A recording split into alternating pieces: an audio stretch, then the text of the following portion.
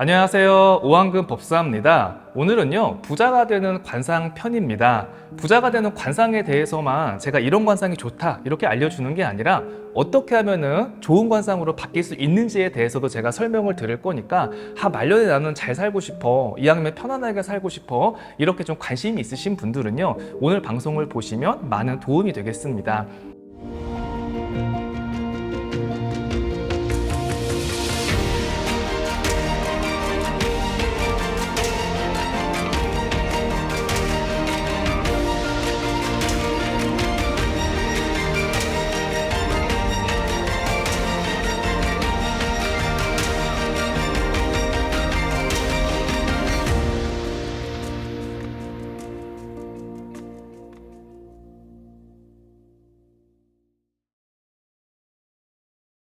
여러분, 부자로 살고 싶으시죠? 모든 사람들의 꿈일 겁니다. 근데 우리 사주에서는요, 여러분, 오늘 세 가지로 나눌 수가 있습니다. 초년운과 중년운, 말년운으로 나눌 수 있는데 가장 안 좋은 운이 초년운입니다. 초년에 성공한 건요, 말년까지 지키는 경우가 굉장히 드뭅니다. 하지만 말년에 들어오는 운은요, 나이가 들수록요, 관계가 귀하다는 거 알고요, 인간이 소중한 걸 알고 돈의 그런 소중함을 갖다가 더 절실하게 깨닫는 시기가 바로 말년입니다. 그래서 오늘은요, 50대부터 90대까지 말년에 부자가 되고 편안해질 수 있는 그런 관상에 대해서 제가 좀 알려드리려고 합니다. 여러분, 방송인 중에서요, 연예인이라든가 뭐 이렇게 배우들을 보면은 저 사람 진짜 관상이 좋다, 이렇게 느끼시는 분들이 있죠. 저는 개인적으로 어떤 분이 관상이 제일 좋게 느껴지냐면요, 그 요리연구가 사업가 그 백종원 씨 아시죠, 여러분? 백종원 씨 관상을 보면요, 참 말하는 것도 구수하지만은 그냥 이 얼굴 자체가 인상해서 온화함과 어떤 편안함이 느껴집니다. 그리고 이상하게 얼굴에서도 재물의 기운이 잔뜩 느껴지고 있어요. 그래서 저는 백종원 씨를 보면은 정말 관상이 좋다, 이렇게 느끼고, 그리고 또 두 번째는 요즘에 그 동네 한 바퀴, 어머니들이 가장 좋아하는 그 배우 김영철 씨 있죠. 김영철 씨의 관상을 봐도 참 편안하다, 좀 날카롭긴 하지만 눈에 안광이 살아있어서 아직도 이 사람의 그런 정력이라든가 온기가 끝나지 않았구나, 재운이 있구나, 이제 그런 걸 느낄 수가 있었습니다. 이 우리 관상 중에서요, 그래도 중요한 부분이요, 바로 이 여기 코 밑으로 내려오는 법령이라고 합니다.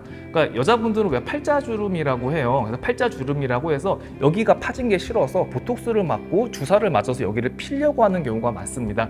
하지만 남자나 여자나 여러분, 팔자주름이 생기고 법령이 생기는 건요, 사실은 당연한 거예요. 자연의 흐름처럼요, 우리 사람도 늙어가는 게 사실은 당연한 겁니다. 근데 그걸 억지로 어떤 수술이나 시술을 통해서 깔끔하게 피려고 하고 굉장히 팽팽하게 만들려고 하는데, 어느 정도의 어떤 시술은 좋지만 너무 이렇게 나이가 들었는데도 너무 바짝 당긴다거나 이렇게 팽팽하게 하는 것도 그렇게 좋지는 않습니다. 팔자주름이라고 해서 여러분 다 좋은 게 아니에요.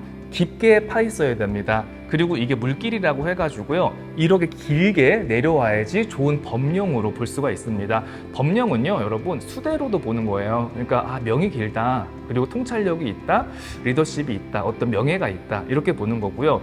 재물이 끊이지가 않는구나, 재물이 계속 흘러서 내 얼굴에 머물러서 나한테 들어오는 겁니다. 그래서 지금 딱 거울을 보시고요, 법령이 뚜렷하지가 못해, 패이긴 했지만은 별로야, 물길에 가다가 끊겼어, 이런 분들 있죠. 이런 분들은요, 여러분 많이 웃으셔야 돼요.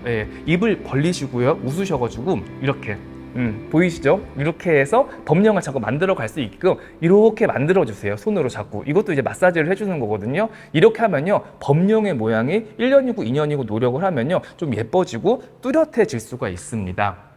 그리고 우리 관상에서 여러분, 이 코 밑에부터 여기 지금 턱 하관까지는요, 우리가 말년을 나타냅니다.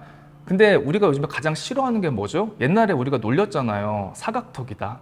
옛날에 왜 개그맨 박경림 씨 보고 뭐 사각턱 네모턱이라고 해서 사각턱 친구들한테 우리가 놀려서, 사각턱인 사람들이 굉장히 콤플렉스예요. 그래서 여기를 조금 얄쌍하게 하려고 지금도 병원에 가서 보톡스를 맞고 어떤 시술을 하는 경우가 많습니다. 젊었을 때는 해도 돼요. 근데 사각턱이라는 건요, 여러분 재물의 창고예요. 그래서 50대가 넘어서는요, 보톡스 맞지 마세요. 그냥 자연스럽게 턱이 네모네지건 턱이 둥그러지건 턱이 튀어나오건요, 이게 모두 재물 창고라고 생각을 하시면 됩니다. 그래서 턱이 이렇게 얄쌍하신 분들은요, 좀 딱딱한 것도 많이 씹으세요. 그래서 턱의 근육이 좀 발달할 수 있게끔 하면요, 돈이 들어와서 쉽게 나가는 사람들이 있죠. 하지만 턱이 이렇게 두툼하거나 턱이 있는 사람들은요, 빌딩 부자들도 많고요, 돈을 잘 모으는 경우도 굉장히 많이 있습니다. 그리고 여러분, 우리 이 관상에서요, 재물의 자리를 나타내는 것은 여러분도 알고 계시죠? 바로 코입니다. 근데 여러분, 이 코가 뭐 멋있고 뭐 뾰족하고 높다고 해가지고 복코가 아니에요, 여러분. 오한근 목사가 봤을 때는요, 이 코에서 가장 중요한 부분은요, 바로 이 콧망울입니다. 이 콧망울이 너무 약하면요, 재물이 머물 자리가 없더라고요. 결국엔 돈이 다 나가기 시작을 해요. 법사님, 저는 이 콧망울이 너무 높아서 이걸 축소 수술을 하려고 해요. 저한테 이렇게 상담을 하러 오시는 분이 있는데 저는 절대로 못하게 합니다.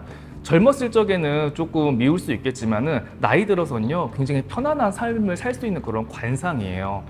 거울을 보시고요. 아, 내가 콧망울이 좀 약해. 콧볼이 약하신 분들도 방법이 있습니다, 여러분. 많이 웃으셔야 돼요. 웃지 않고 항상 긴장된 표정으로 이렇게 있으니까 이게 콧망울이 살아나질 않습니다. 나 웃어볼게요. 오한근 법사가 이렇게 웃어보니까 코가 이렇게 옆으로 쫙 펼쳐지죠. 그러면서 코에도 근육이 붙는 겁니다. 그러니까 웃기 싫어도요, 하루에 10번씩 입을 쫙쫙 벌리세요. 그러면서 이 얼굴에 근육이 다 풀릴 수 있게끔 한번 노력을 한번 해보십시오. 콧망울에 힘이 생기는 순간요, 여러분, 돈이 들어오고요, 부동산으로 좋은 일이 있고요, 우리 집안에 어떤 횡재가 들어오기 시작을 합니다. 자손궁에도 되게 좋은 일이 있어요. 그리고 여러분, 관상 중에서 또 제일 중요한 게 뭐냐? 뭐 생김새도 중요하죠. 꼴도 굉장히 중요하고 어떤 광대의 솟구침도 중요하고 눈썹도 중요하고 모든 게 사실은 다 중요합니다. 근데 여러분, 가장 중요한 게요, 바로 안광입니다. 눈빛이에요, 안광. 눈에서 얼마만큼 빛이 나오느냐, 눈빛이 살아있느냐. 여러분, 나이 들어서 그 사람이 눈빛을 한번 보세요. 이 눈빛이 살아있다. 눈빛이 되게 좋구나. 눈에서 기가 나오는구나. 야, 살기가 있을 정도로 카리스마가 있구나, 여러분. 이런 기운을 느끼셔야 돼요. 이런 기운이 있는 사람들은요, 나이가 80이 먹은 회장님이라고 해도 절대로 운기가 끝난 그런 분이 아니세요. 나이가 든다는 거는 사실은 자연스러운 겁니다. 거울을 보고 깊은 주름, 처진 얼굴을 보면서 되게 슬퍼하고, 나 이제 끝났구나, 이렇게 생각을 하시는 분들이 되게 많아요, 여러분. 젊음으로 돌아간다고, 다시 주름이 펴진다고 해서요, 여러분, 운기가 좋아진다거나 재물운이 여러분 들어오지 않습니다. 그냥 자연스럽게 관상이라든가 얼굴은 흘러가는 대로 그냥 두시고, 웬만하면 많이 웃고 피부에 관리를 하셔가지고 재물의 창고를 갖다 관리를 하셨으면 좋겠습니다. 오늘은요, 부자가 되는 관상 편이었고요. 오늘 방송을 보시고요, 모두 부자가 되시고 집안이 편안하시길 오한근 법사가 기원하겠습니다. 감사합니다.